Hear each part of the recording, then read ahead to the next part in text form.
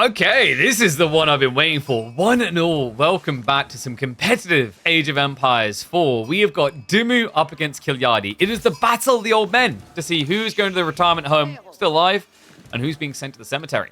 Series is going to open up here on Borderlands. Reminder, this is a very interesting one. We've got the Trials of Cross and Rose. This is a tournament that's been organized by Warman QT. The concept is that Game 1 and Game 2, you play House of Lancaster versus Knights Templar, flipping as you go.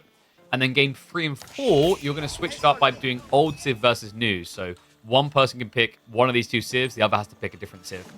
And then finally, game number 5 is any Civ that hasn't been used so far can be utilized. So we just 2x speed to catch up to full live.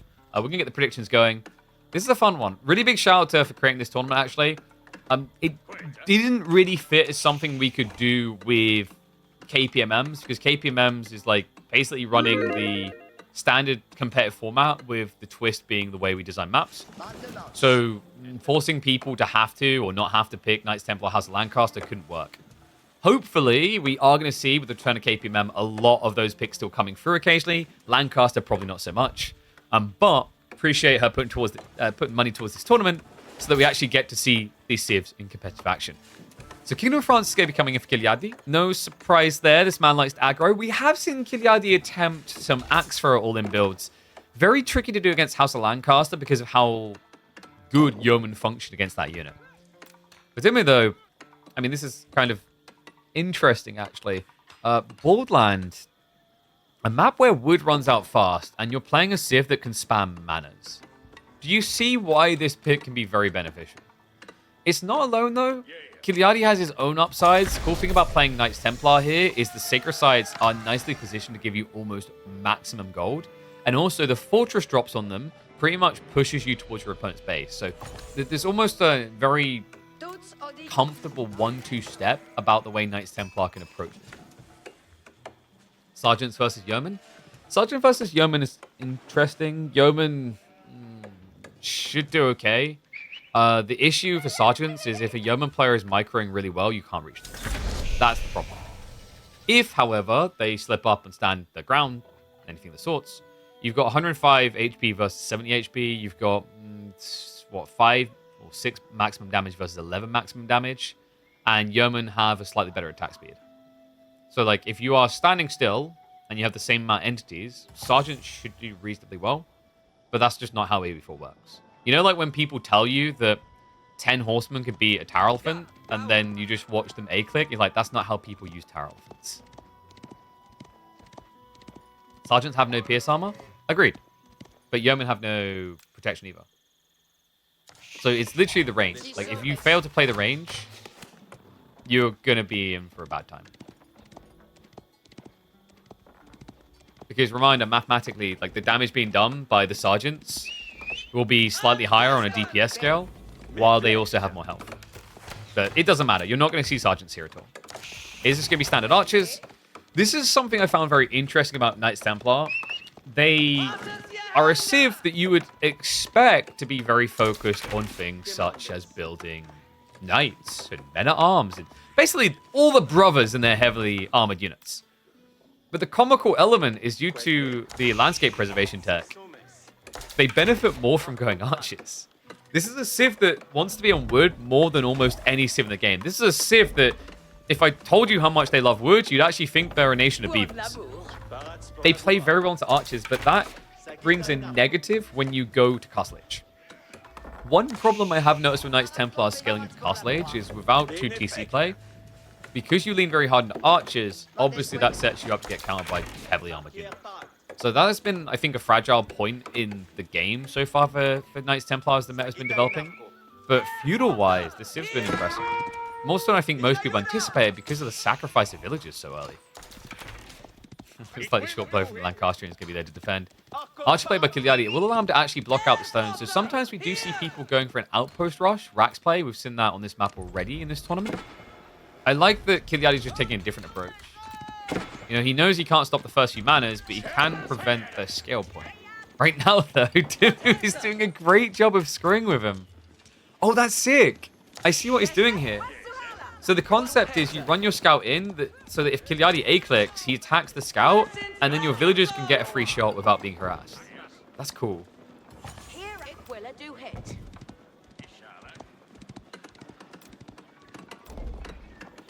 Are we going to see 100% Knights Templar win rate? We might well. So for those who don't know what we're referring to, we cast 2 series yesterday. And after those 2 series, Knights Templar was standing 100% win rate after 5 games. Pretty crazy. Very powerful civ. We even saw some water play. KT versus House of Lancaster on Holy Island. Oh, didn't it? Calm down, lad. Calm down. Wait, the scout turns down. Okay. This is like that uncomfortable phase where if you slightly misclick your turn, you're dead. The other worrisome part is like archers. Yeah, there we go. They need something else. The ram's kind of be coming. Yeah, he actually perfectly circled there just to make sure he stays out of range. Should be safe to make it home here. However, the rams are now going to be problematic, folks. Demu has been fully focused on the manners. He needs units. And this is why he's been focused on the manners. This tech is disgusting. For 500 resources, he's going to get his hands on 8 Demi-Lancers. 8, basically Chevalier Confrère. Kind of feels like Chevalier. I think they're slightly worse. They have, what, less health, less damage, sure. But they serve a similar purpose. Like, Chevalier Confrère feel like very budgeted knights. But they can solve a lot of problems through body blocking and just core block. Demi-Lancers are no different. Charge comes in. Can even pin the Baron Ram. Both the Chevalier have arrived. Demu will not be denied. It actually forces Kiljadi to pull the archers out. No undermesh there, which means Demu should be feeling a little bit of a sting. There's still just raw-wise too many troopers here. Nice pin as well. Trades out some Demi-Lancers for the archer kills. Ram does commit back in. Villagers are now going to be pulled to deal with that, and it looks like that is going to be a denial of the Ram. Before the mana gets killed? Just about. That was mid-animation. Look at the Demis. You know, when we had a game the other day and I won about Demi-Lancers, the argument I got from someone in chat was like, they're bad. They're really bad. Do they look bad right now to you? It's the same logic as people saying like Desert Raiders are bad. You know, the Desert Raider wings suck. And I was kind of on board with that. I thought Desert Raider wings wasn't worth it in the early phase of the game. But when you think about what you're getting so early on, the impact it has, it's a tempo control. These Demi-Lancers have created so much space for Demu, he's almost ready to pull the trigger on Castle Age. This levy, I think is going to have to go. It's probably going to have to be switched with Castle Age. Summon and Yeoman, like, I don't know, you'd think it maybe would be more broken. I don't think it would be than the Demi-Lancers. Maybe you rescale it so it's 2 Yeomen by default and then 1 per mana, and then you can decrease its cost to, say, 600? And then you could basically give more Demi-Lancers and Castle instead.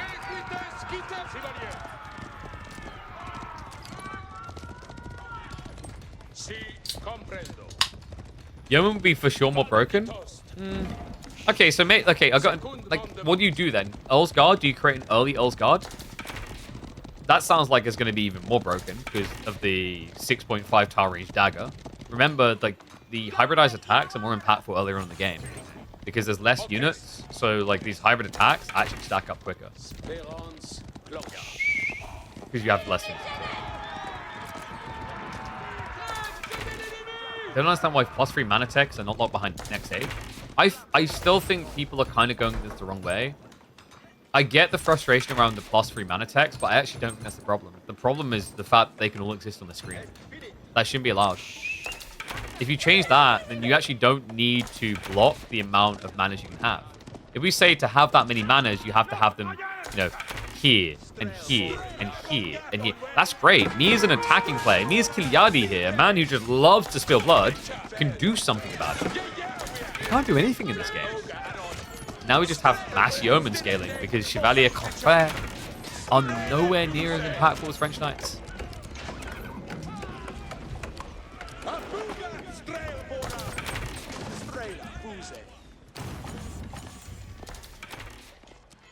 And by the way, the Shy Yeoman, like the concept would be it would have to be financially hard to justify.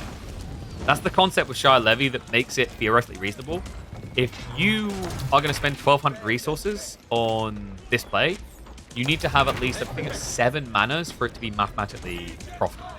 Because a yeoman costs 90 resources, so if you go up to 6 of these, you're going to get 14 yeoman, which is going to equate to, oh, I've got math now, 1,260 resources.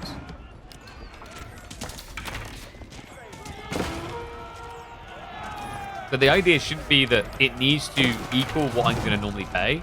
The idea and what the value point in the Shire Levy is, and all these different abilities, is that you get these units like that.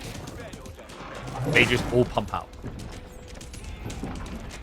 You know when you play against Burgrave for the first time, you go, man, that's OP. Where did those 10-minute arms come from? Similar concept. Okay, so final mana is coming in. Demu, he reinvested, and it wasn't for a loss here. Yeomen are just starting to stomp through this.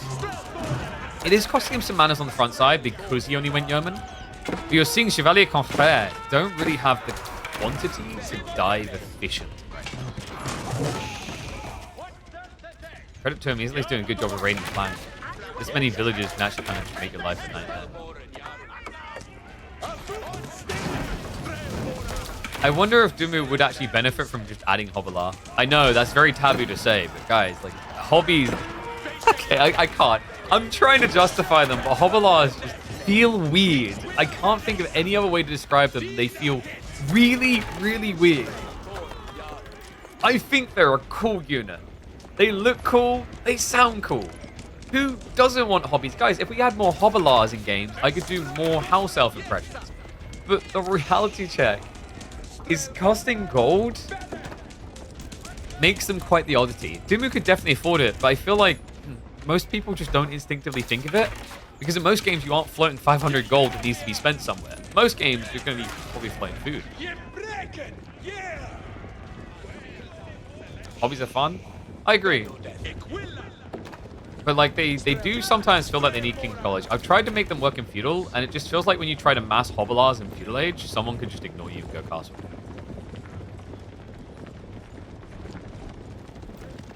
Okay, so Kiliardi, he has been pushed all the way back towards the Secret sites. He can't afford to give over more ground.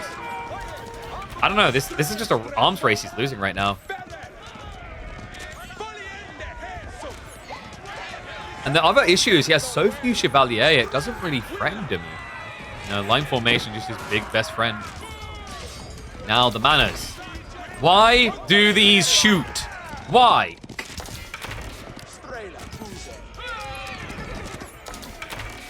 This is like when someone tries to sell you home defense systems, and they're like, yeah, everything is armed up to the teeth. Check it. Even the oven has a shotgun in it. Why? Because you never know when someone's going to strike and try to steal your pizza. Yeah, but why? This was never... I really wish they just reworked Lancaster Castle.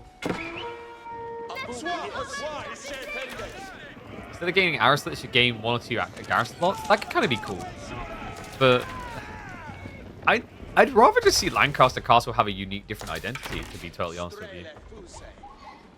Than it just being, I am a defensive landmark. I'm just disguised as something else because the way you make me a defensive landmark is by building your eco building.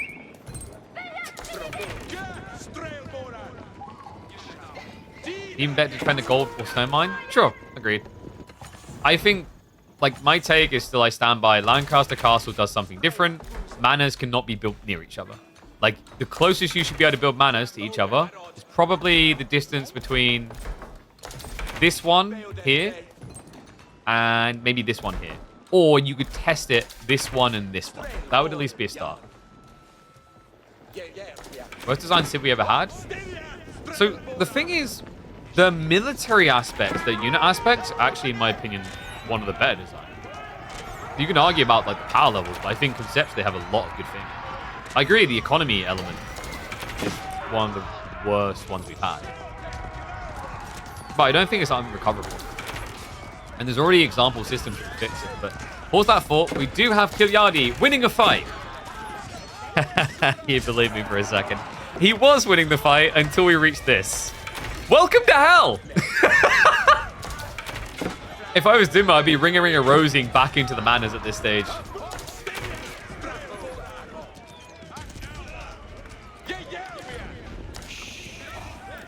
Kilyadi is going to have to leave. Like, this feels so bad.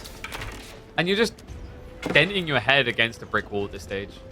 Yeoman makes 0 sense. So I've already highlighted the thing that needs to change to Yeoman. I actually don't think you necessarily need to remove the identity through move speed. You could decrease the range to 5.5, and at 5.5 with the attack speed and the wind-up animation, other units would be able to reach them to do a return attack. The reason why that's kind of important is it's a 90 resource archer, so it has to have something advantageous. I do agree that like having 6 tower range may be a bit too much.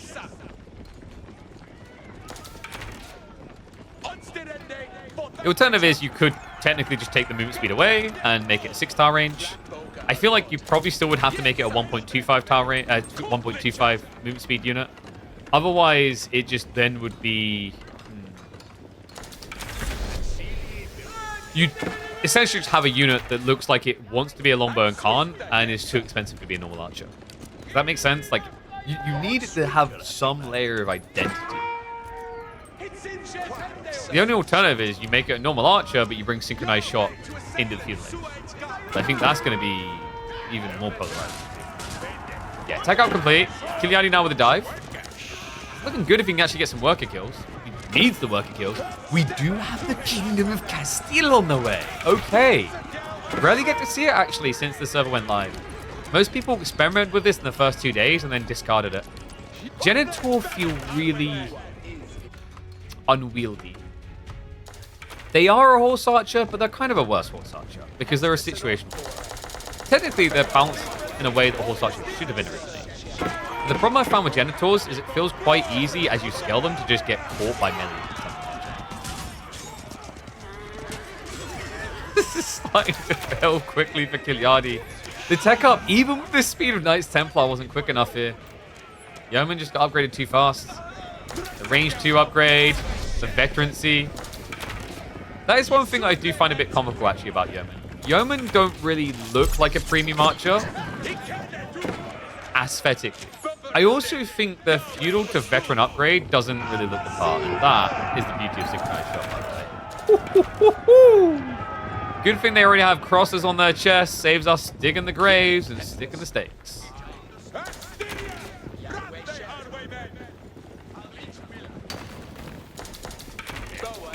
I have heard some interesting ideas around synchronized shot. So some people just act like this ability should be removed. I'm not good.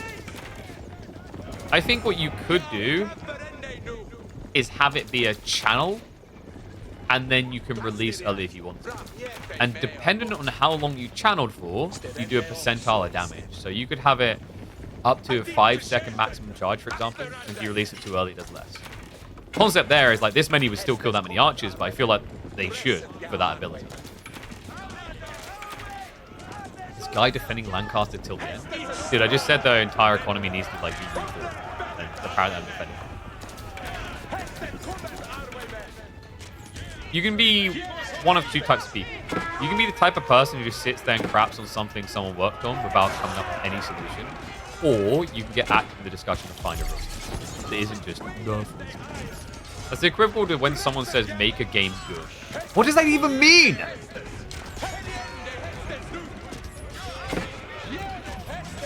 Okay, so Kilyadi does now have the genitals arriving. In theory, this should force a unit switch from Demu. The problem is mathematically it won't.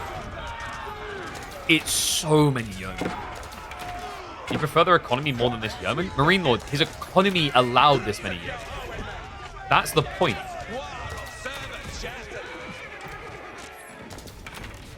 Surely you can see that.